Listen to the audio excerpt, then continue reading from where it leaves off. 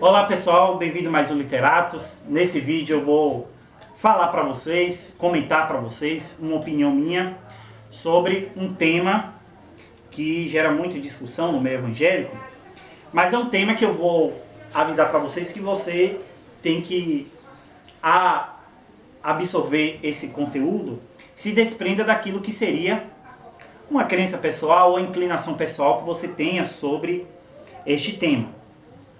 Então, o tema que eu vou abordar aqui, o tema bíblico, é sobre o reteté, se ele é bíblico ou não é bíblico. E nesse sentido eu vou fazer uma abordagem que vai se dividir em dois passos, que é abordar a partir de uma perspectiva de uma filosofia da religião, ou de uma sociologia da religião, e do ponto de vista bíblico propriamente dito. Então, o que eu vou dizer aqui para vocês é que se a gente olhar do ponto de vista da filosofia da religião, da sociologia da religião, essas áreas de conhecimento, eles vão fazer uma abordagem daquilo que a gente chama de reteté, analisando estes fenômenos, indo a pessoa que está pesquisando e nos cultos ou nos lugares onde há essas manifestações, e eles vão fazer uma análise daquilo que acontece e daquilo que as pessoas dizem ou atribuem a esse fenômeno. Então assim, suponhamos, tá lá, vai dizer se acontece a pirueta, se a pessoa cai no chão, se a pessoa dança, e eles vão analisar esses fenômenos e vão dizer a partir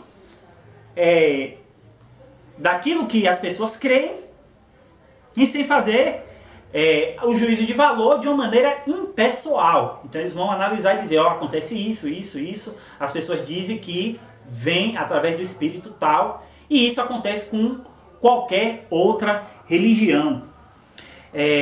Então, nesse sentido da filosofia da religião, se a gente for analisar a história das religiões, desde a antiguidade, esses tipos de manifestações, tipo dançar, gritar, cair no chão, entrar em um certo tipo de êxtase, essas manifestações estão presentes em várias religiões desde a antiguidade. Até mesmo os cultos a Dioniso, gregos, haviam manifestações similares das pessoas entrarem em êxtase. Até mesmo porque haviam atos sexuais ali também, o que de alguma forma, não sei se eu posso dizer isso, mas ajudavam a que esse êxtase acontecesse. Entendeu? Então assim, você vai ter nas diversas religiões essas manifestações, e as pessoas que analisam do ponto de vista da filosofia, da sociologia da religião, vão analisar de uma maneira impessoal, não vão dizer que aquilo ali é verdadeiro no sentido da atribuição àquela entidade, mas vão dizer que aquilo acontece. Então assim, vou ler aqui algumas coisas. A expressão entrar em transe se relaciona a estes fenômenos, que é um certo deslocamento psicológico ou estar fora de si, e estão presentes em todas as religiões e até mesmo na religião hebraica. Quando eu falei religião hebraica, eu estou dizendo, se referindo necessariamente a textos bíblicos que mostram fenômenos similares.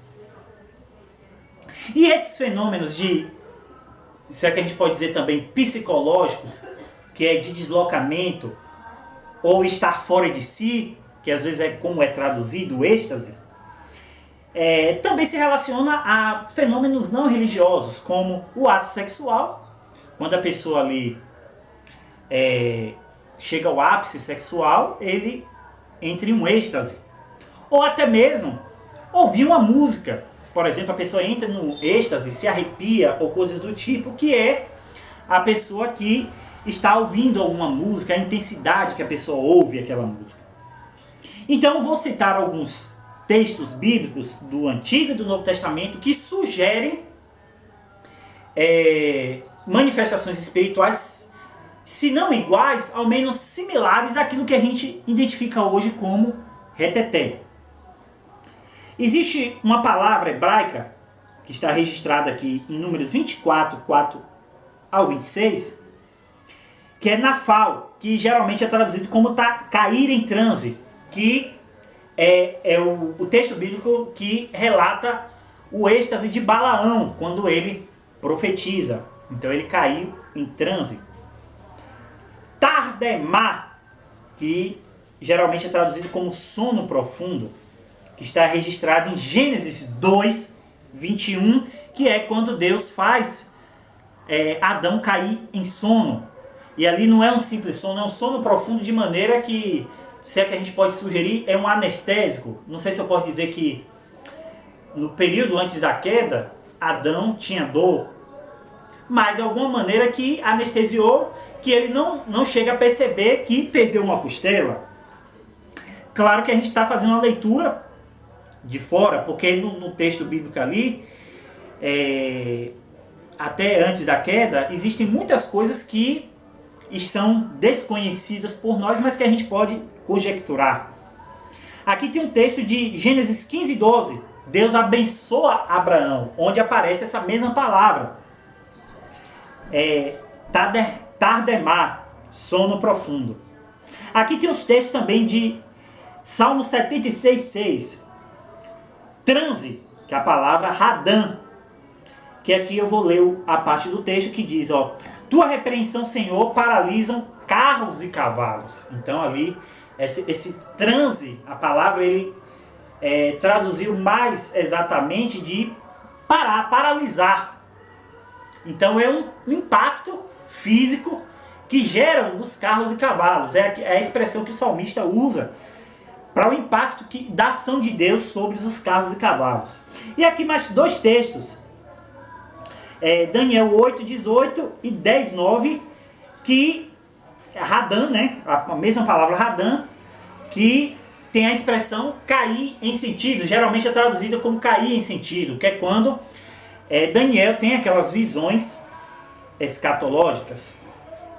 E aqui um último texto do Novo Testamento que talvez expressam fenômenos mais próximos daquilo que a gente chamaria como reteté, que é o texto de 1 Samuel 19, 24, onde Saul profetiza deitado de dia e de noite, quando ele está perseguindo Davi e ele cai no chão profetizando e fica no chão profetizando dia e de noite.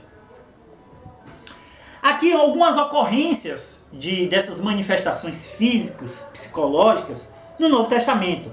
Êxtasis, Marcos 5,43, onde diz, todos ficaram admirados. E aqui o autor usa a palavra êxtase. Talvez seja muito mais que uma simples admiração, mas o impacto físico daquela cura ou ressurreição que está expressa nesse texto. Marcos 16:8, a aparição dos anjos às mulheres no sepulcro de Jesus, que também usa a palavra êxtase. E aqui Lucas 5:26, a cura de um paralítico, que é quando aquele paralítico é trazido através do telhado e todos ficam ali admirados. Algumas outras expressões outras que não se relaciona à raiz da palavra, mas pelo contexto e pela palavra usada expressa alguma coisa de algum deslocamento físico, psicológico, por exemplo, Atos 2, 12 e 13, onde na manifestação dos dom de línguas, aqueles que viram aquela manifestação dizem, eles estão embriagados. Então uma pessoa embriagada de alguma maneira está deslocada de si, ou estão de alguma maneira não falam coisa com coisa. Claro que a palavra embriagados aqui é uma palavra muito ampla que pode significar várias manifestações. E por outro lado, como eu estou dizendo, falar embriagados não significa que eles estavam embriagados, mas que aquilo que eles manifestavam seria similar a uma pessoa embriagada. Aqui temos o texto de Atos 10:10 na visão de Pedro em êxtase, que ele entra em êxtase, que seria a mesma palavra êxtasis em grego. e há um impacto espiritual ali, físico, psicológico. E 1 Coríntios 14, 20 ao 23, onde Paulo alerta sobre o mau uso do dom de línguas, que pode denotar as pessoas que não crentes que estão no culto, que eles estão se comportando como crianças ou como loucos. Então, de alguma maneira, sugere alguma manifestação física, psicológica, que talvez sugere eles estar fora de si ou tenham comportamentos que não sejam adequados à idade deles. Então, esses textos que eu citei e essas manifestações, que existem várias outras, eu só quis selecionar algumas outras aqui. Por exemplo, quando Isaías, lá no capítulo 6, ele recebe aquele impacto da visão do trono de Deus, ou João, no Apocalipse, que existe na manifestação espiritual divina um impacto físico e psicológico naquelas pessoas. Talvez, como eu já disse, o texto que mais se aproxima daquilo que a gente chamaria de reteté hoje seria o texto de Samuel 19, 24. No caso de Saul, no evento de Saul. Mas, por outro lado, não se sabe se os autores que escreveram isso não quis dar detalhes de mais coisas que aconteceram ou simplesmente foram aquilo ali mesmo. Então, o que é que a gente pode concluir? De que certas manifestações físico-psicológicas, através de questões espirituais e divinas, acontecem ali, estão registrados na Bíblia. Não se pode necessariamente concluir que manifestações como girar, dançar, cair no chão está representado aqui. Mas outros fenômenos, sejam manifestações bíblicas ou divinas. E por outro lado, como já falei na própria perspectiva da filosofia da religião e também da própria Bíblia, é que muitas manifestações dessas estão presentes em várias religiões. Então isso não significa que isso vem necessariamente de Deus. Se por um lado existem manifestações físico-psicológicas que poderiam ser similares àquilo que a gente chama de reteté, por outro lado isso não significa necessariamente que aquela manifestação é divina. Então, pessoal, espero que tenham gostado do vídeo, esclarecido as suas dúvidas. Podem deixar outras perguntas. Tá aí o nosso Kawai, o nosso Pix para você contribuir com o canal. E até a próxima.